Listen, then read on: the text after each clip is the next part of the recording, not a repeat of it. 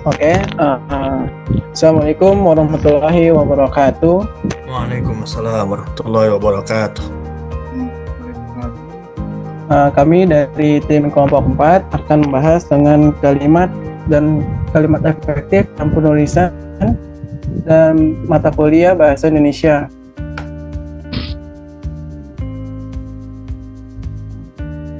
Oke, dari anggota tim kelompok 4 ada terdiri nama saya Agus Wahyudi dengan NIM 15200095. Terus ada yang lanjutnya lagi Dimas Ramadan dengan NIM 15200384, Laksmono Anzani 15200170, Alifiandi Saputra 15200098, Gifarul Azhar 15200234, dan Markus Febian Fasaribu 19200540, dan terakhir Asep Burhan 19200610. Dari satu kelompok terdiri dari 7 orang.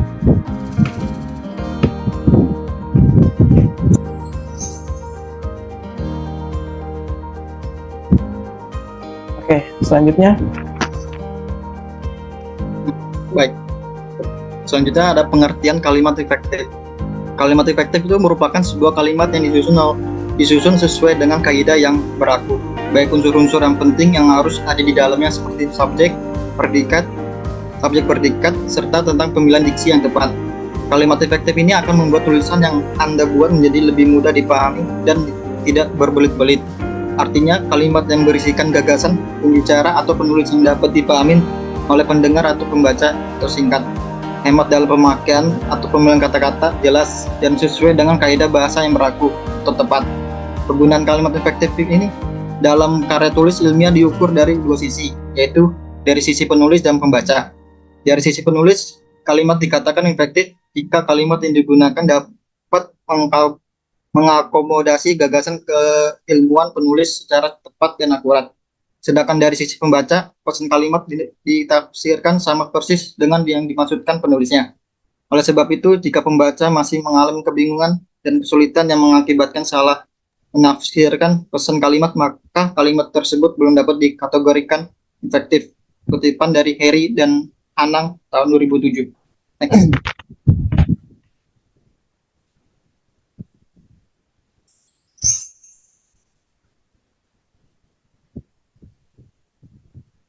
Selanjutnya ini ada ciri-ciri kalimat efektif. Ada 10. Yang pertama, kalimat ini memakai diksi atau pemilihan kata yang tepat. Kedua, mempunyai unsur pokok yang harus dimuat dalam kalimat.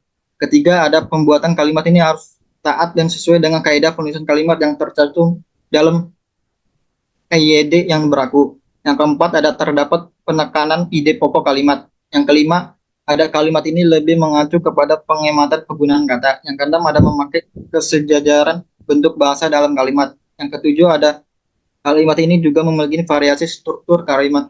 Yang kedelapan, ada memiliki kesetaraan antara struktur bahasa dalam kalimat dan jalan pikiran yang logis dan sistematis dari penulis. Yang kesembilan, ada harus mewujudkan koherensi yang baik dan juga kompak. Yang kesepuluh, harus memperhatikan paralelisme kalimat. Selanjutnya akan dibacakan oleh Dimas Ramadan.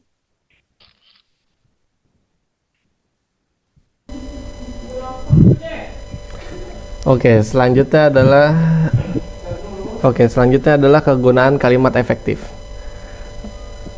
Kalimat efektif digunakan untuk beberapa penyampaian, yaitu sebagai berikut. Untuk menyampaikan argumentasi atau ide. Yang kedua, berpidato di depan umum. Yang ketiga, untuk berorasi. Yang keempat, berbicara dengan orang penting. Yang kelima, menyampaikan pendapat di depan umum. Lalu yang selanjutnya adalah aturan penulisan kalimat efektif.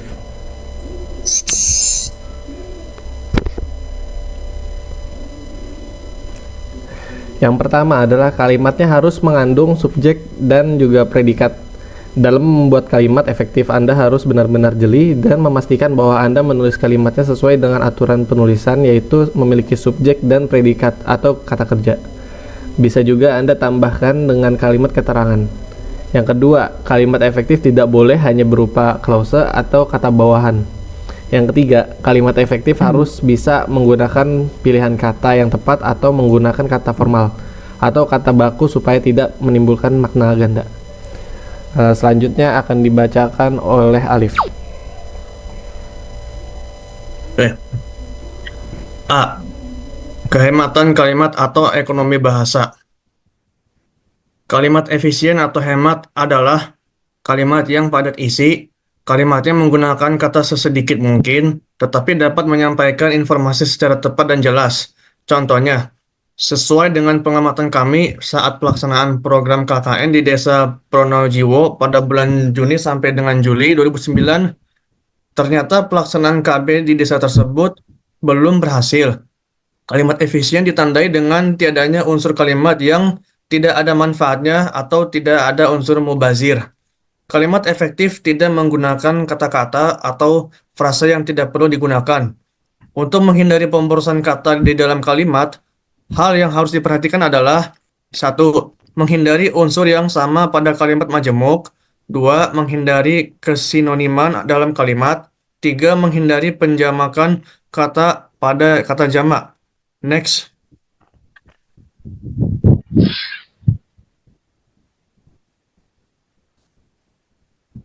Oke, baik. Kehematan adalah hemat mempergunakan kata, frasa, atau bentuk lain yang dianggap tidak perlu. Maka tidak berarti harus menghilangkan kata-kata yang dapat menambah kejelasan kalimat. Kehematan atau ekonomi bahasa adalah penulisan kalimat yang langsung menyampaikan gagasan atau pesan kalimat secara jelas, lugas, dan logis. Kalimat yang hemat dalam penulisan menghindari dan memperhatikan hal-hal berikut. 1. Penulis menggunakan kata bermakna leksikal yang jelas dan lugas, dan penempatan afiksasi yang benar. 2. Penulis menghindari subjek yang sama dalam kalimat majemuk. Yang ketiga, penulis menghindari pemakaian hiponimi dan sinonimi yang tidak perlu. 4. Penulis menghindari penggunaan kata depan atau preposisi di depan kalimat dan di depan subjek. Dan yang kelima, penulis menghindari penggunaan kata penghubung atau konjungsi di depan subjek dan di belakang predikat yang berkata kerja transitif. Program studi administrasi perkantoran. Keenam, penulis menghindari kata ulang jika sudah ada kata bilangan tak tentu di depan kata benda. 7. Penulis menghindari fungsi tanda baca dan pengulangan kata dalam rincian. 8. Penulis menghindari keterangan yang berbelit-belit dan panjang yang seharusnya ditempatkan dalam catatan kaki atau footnotes. Yang kesembilan, penulis menghindari pemborosan kata dan afiksasi yang tidak jelas fungsinya. Oke, yang berikutnya akan dibacakan oleh Ghifarul Azhar. Untuk itu, kami persilahkan. Oke, perhatikanlah contoh berikut, yaitu kalimat kurang memperhatikan ekonomi bahasa. 1. Dalam ruangan ini, kita dapat menemukan barang-barang, antara lain seperti meja, kursi, buku, lampu, dan lain-lain. Menjadi dalam ruangan ini kita dapat menemukan meja, kursi, buku, lampu, dan lain-lain. Kehematan yaitu hemat pemakaian kata atau kelompok kata. Dengan kata lain, tidak mengalami gejala bahasa pleonasme dengan hemat kata. Diharapkan kalimat menjadi padat berisi. Contoh, hanya ini saja yang dapat saya berikan. Dalam kurung salah, hanya ini saja yang dapat berikan. Dalam kurung benar, ini saja yang dapat saya berikan. Dalam kurung benar. Menurut Lamuddin Finoza, pengertian kehematan adalah usaha menghindari pemakaian kata yang tidak perlu. Hemat di sini berarti tidak menggunakan kata-kata mubazir, tidak menjamakan kata yang sudah berbentuk jamak, dan program studi administrasi perkantoran tidak mengulangi subjek. Dengan menghemat kata, kalimat menjadi padat dan berisi. Contoh kalimat kehematan: kalimat salah, karena dia tidak sakit, dia tidak pergi ke dokter. Kalimat yang benar: karena tidak sakit, dia tidak pergi ke dokter. Next.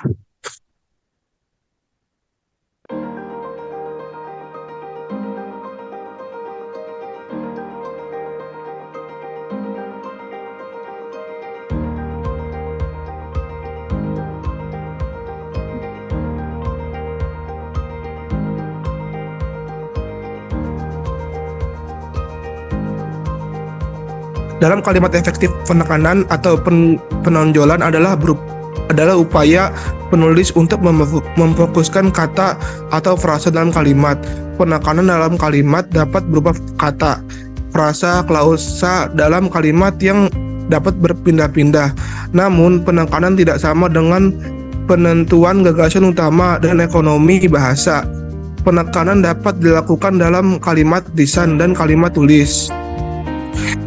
Pada kalimat lisan, penekanan dilakukan dengan intonasi yang dapat disertai mimik muka dan bentuk nonverbal lainnya. Penekanan dalam kalimat tulis dapat dilakukan dengan cara-cara berikut. Yang pertama, mutasi, yaitu mengubah posisi kalimat dengan menempatkan bagian yang penting pada awal kalimat. Mengubah posisi dalam kalimat, yakni dengan cara meletakkan bagian yang penting di depan kalimat. Contoh, A. Minggu depan akan diadakan seminar, tanda kutip, pencerahan Pancasila bagi mahasiswa, tutup kutip. Yang kedua, repetisi, yaitu mengulang kata yang sama dalam kalimat yang bukan berupa sinonim kata. Repetisi kalimat efektif dengan mengulang kata yang dianggap penting. Contoh, A. Kesabaran adalah kunci keberhasilan. Dengan kesabaran kita pasti akan mendapatkan apa yang kita inginkan. Yang ketiga, kursif, yaitu menulis miring, menghitamkan atau menggarisbawahi kata yang dipentingkan. Contoh, A. Bab 2 skripsi ini tidak membicarakan fluktuasi harga saham. Dan yang terakhir, pertentangan, yaitu menempatkan kata yang bertentangan dalam kalimat. Pertentangan bukan berarti antonim kata. Gunakan kata yang bertentangan atau berlawanan makna atau maksud dalam bagian kalimat yang ingin dipertegas. Contoh, A. Dia sebetulnya pintar tapi malas kuliah. Dan selanjutnya akan dilanjutkan oleh Markus. Terima kasih.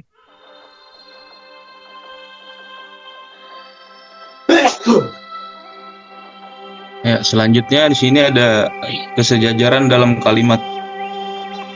Keparalelan atau kesejajaran adalah pemakaian bentuk gramatikal yang sama untuk bagian-bagian kalimat tertentu. Contoh, kami telah melaksanakan membangun pabrik, membuka hutan, pelebaran jalan desa, dan membuka tali air. Itu contoh yang salah. Kemudian, kami telah merencanakan membangun pabrik, membuka hutan, melebarkan jalan desa, dan membuat tali air. Itu contoh yang benar. Menurut Arifin dan Amsan Tasai, keparalelan merupakan kesamaan bentuk yang merupakan kalimat dalam kalimat itu. Maksudnya adalah jika kata pertama berbentuk verba, maka kata kedua juga harus berbentuk verba. Contoh kalimat keparalelan sebagai berikut. Yang pertama, sang guru memaparkan, menjelaskan dan penerapan sebuah aplikasi pada para praktikan. Itu kalimat yang salah. Kemudian sang guru memaparkan, menjelaskan dan menerapkan sebuah aplikasi pada para praktikan. Itu kalimat yang benar. Dan jika berbentuk pertama menggunakan nonima, maka bentuk kedua dan selanjutnya juga merupakan nonima. Begitupun dengan verba. Contoh, harga minyak dibekukan atau kenaikan secara luas, itu yang salah. Harga minyak dibekukan atau dinaikkan secara luas, itu kalimat yang benar. Next.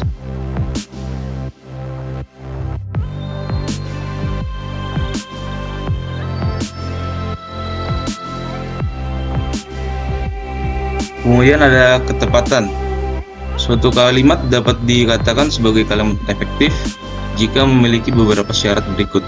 Yang pertama, mudah dipahami oleh pendengar atau pembacanya.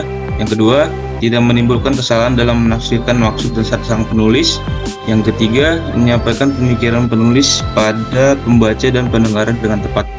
Yang keempat, sistematis dan tidak bertele-tele. Oleh karena itu, kalimat efektif hendaknya tepat.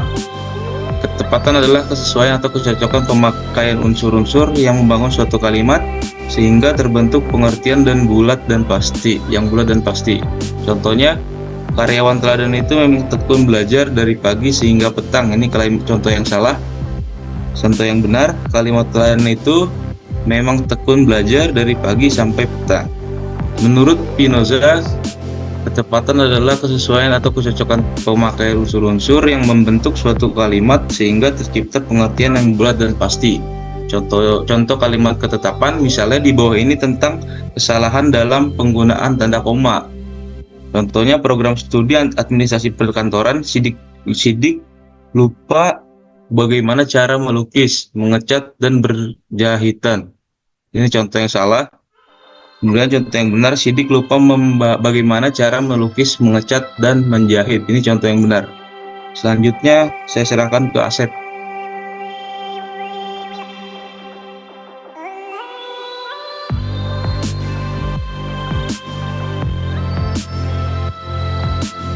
Selanjutnya, kesepadanan. Prinsip kesepadanan dalam kalimat efektif terdapat unsur gramatikal kalimat secara utuh, meliputi subjek, predikat, objek, dan juga keterangan. Kalimat harus selalu berada dalam keseimbangan kalimat. Kalimat yang digunakan, baik struktur kata yang dipakai dengan jalan pikiran atau gagasan yang Anda miliki, sesuai kesepadanan adalah keseimbangan antara gagasan atau pemikiran dengan struktur bahasa yang dipakai dalam kalimat.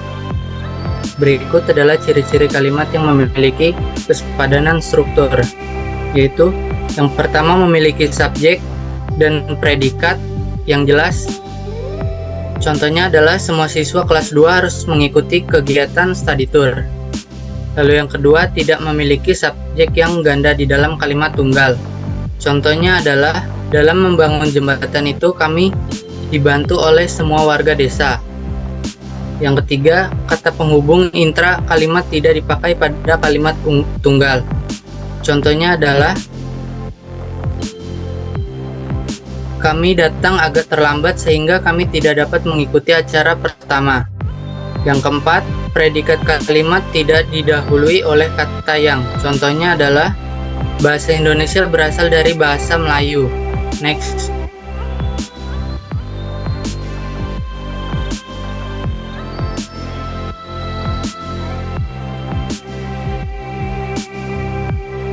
Ketegasan. Kalimat efektif memberikan penegasan kepada ide pokok sehingga ide pokok menonjol di dalam kalimat tersebut. Berikut adalah cara memberikan penegasan pada kalimat efektif. Yang pertama, meletakkan kata kunci di awalan kalimat.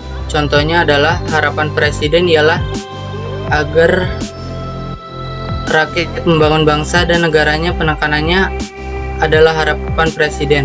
Yang kedua, mengurutkan kata secara bertahap. Contohnya adalah pertemuan ini dihadiri oleh Presiden, Menteri Pendidikan, dan Gubernur. Yang ketiga, melakukan pengulangan kata repetisi. Contohnya adalah saya suka akan kecantikan mereka, saya suka akan kelembutan mereka. Yang keempat, melakukan pertentangan terhadap ide yang ditonjolkan. Contohnya adalah anak itu tidak malas dan curang tetapi rajin dan mujur. Dan yang terakhir, menggunakan partikel penekanan atau penegasan. Contohnya saudaralah yang harus bertanggung jawab. Jadi dapat disimpulkan bahwa kalimat efektif memegang peran yang sangat penting dalam komunikasi yang efektif di berbagai konteks kehidupan. Dengan menggunakan kalimat yang tepat, kita dapat mempengaruhi pendengaran, pemahaman, dan pengambilan keputusan orang lain, serta mempengaruhi perilaku, pendapat, dan emosi mereka. Sekian presentasi kelompok dari kami. Kurang lebihnya mohon maaf. Assalamualaikum warahmatullahi wabarakatuh. Waalaikumsalam Assalamualaikum warahmatullahi wabarakatuh.